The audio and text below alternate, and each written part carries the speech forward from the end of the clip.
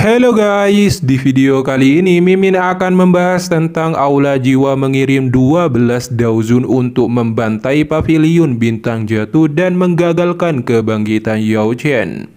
Seberapa tragis hasil akhir mereka? Berapa jumlah Dozong dan Daozun yang meninggal di tangan Yao Chen? Sebelum lanjut ke konten utamanya, alangkah indahnya bagi yang baru berkunjung untuk dukung channel ini dengan subscribe. Baiklah, mari kita langsung ke topik utamanya. Pertama-tama, setelah Yao Chen diselamatkan oleh Xiaoyan, Aula Jiwa tidak mempunyai waktu untuk mengirim orang-orangnya untuk mengepung dan menekan pavilion bintang jatuh. Di satu sisi itu karena pavilion bintang jatuh tersembunyi dalam formasi besar dan sulit bagi orang biasa untuk menemukan lokasi spesifiknya. Di sisi lain, itu karena Aula Jiwa sedang sibuk mengumpulkan jiwa dan tidak dapat mengatur sejumlah besar orang untuk menyerang pavilion bintang jatuh dalam waktu singkat. Setelah bab reruntuhan Daozeng selesai, Aula Jiwa akhirnya ingat bahwa Yao Chen diselamatkan oleh Xiaoyan. Jadi mereka segera mengatur orang-orang mereka untuk menyerang pavilion bintang jatuh. Aula Jiwa mengirimkan 7 tetua Aula Jiwa dan 4 Tianzun atau Master Surgawi sekaligus. Dalam novelnya, tidak menggambarkan kekuatan spesifik dari 7 tetua tersebut. Ada 3 kenalan lama di antara 4 Tianzun. Yang pertama adalah Daozun Puncak Bintang 5 Zaixing. Yang kedua adalah Tianzun Hitam Putih, berada di tingkat Daozun Bintang 6. Dan yang terakhir adalah Tianzun Cantik dari Aula Jiwa, Moyu, yang juga merupakan satu-satunya pemimpin operasi pengepungan dan penindasan ini. Selain itu ada sekelompok besar penjaga Dozong, totalnya sekitar 100 orang.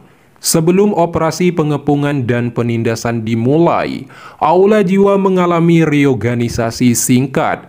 Pemandangannya cukup spektakuler, dengan ratusan sosok berdiri dan meraung untuk menghancurkan pavilion bintang jatuh, menangkap Xiaoyan dan Yao Chen hidup-hidup.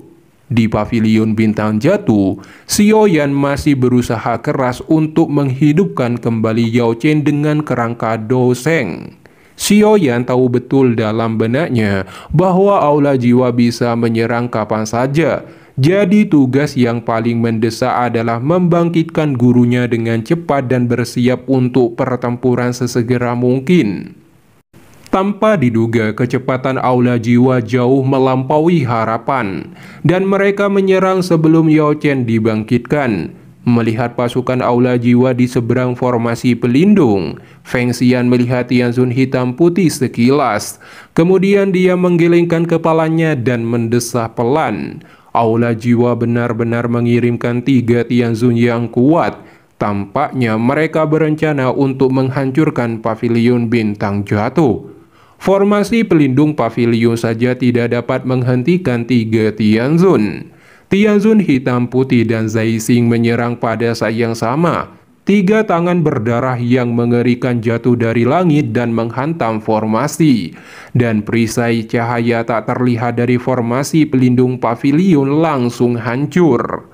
Mengikuti perintah Zaixing, penjaga Aula Jiwa yang tak terhitung jumlahnya bergegas masuk.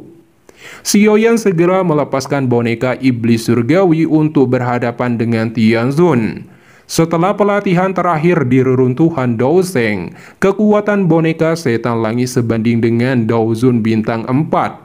Meskipun dia tidak dapat mengalahkan Daozun bintang 6, tidak menjadi masalah untuk menahannya dalam waktu singkat.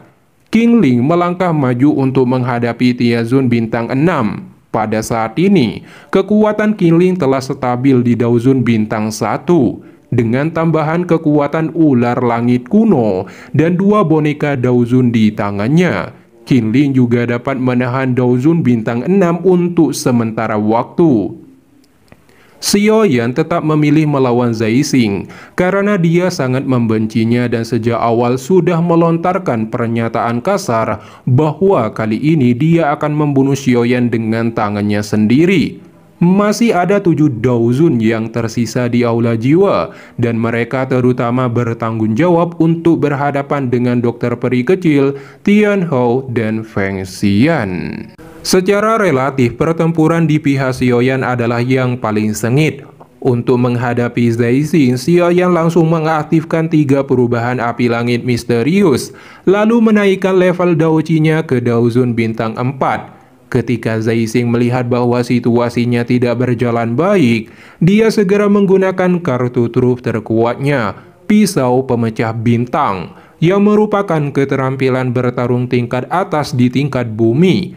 Keterampilan bertarung konvensional tidak sebanding dengannya, dan Xiaoyan terpaksa menggunakan keterampilan bertarung tingkat surgawi, yakni telapak tangan penciptaan surgawi agung. Itu memang keterampilan bertarung tingkat surgawi. Setelah 2 keterampilan bertarung itu bertabrakan, lubang hitam yang menelan terbentuk. Kaki Zai Xing tersedot ke dalam lubang hitam dan langsung terputus. Melihat dirinya akan ditelan lubang hitam, hantu Zai Xing hanya bisa memanggil Mo Yu Tianzun. Namun sayangnya dia terlambat selangkah dan mati di tangan Xiaoyan. Xiaoyan tentu saja tidak bisa mengalahkan Mo Yu, lagi pula sudah sulit baginya untuk mengalahkan Zai Xing. Pada saat kritis, Yao Chen berhasil bangkit dan menampar Mo Yu dengan telapak tangan biasa.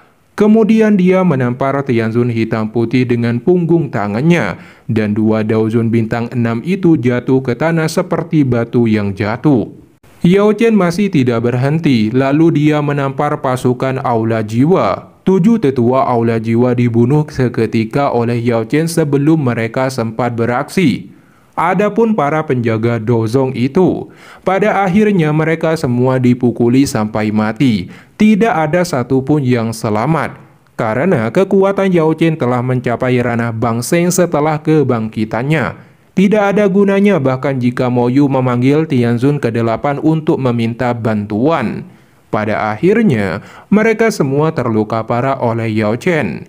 Dilihat dari hasil akhir, Aula Jiwa kehilangan 8 prajurit Daozun yang kuat. Zai Xing dibunuh oleh Xiaoyan, dan 7 tetua dipukuli sampai mati oleh Yao Chen. Selain itu, ada ratusan penjaga Dozong, dan hanya Tianzun hitam putih dan Tianzun 8 serta 9 yang berhasil melarikan diri. Ya baiklah, itu saja untuk pembahasan kali ini. Jika ada kesalahan mohon dikoreksi dan diluruskan.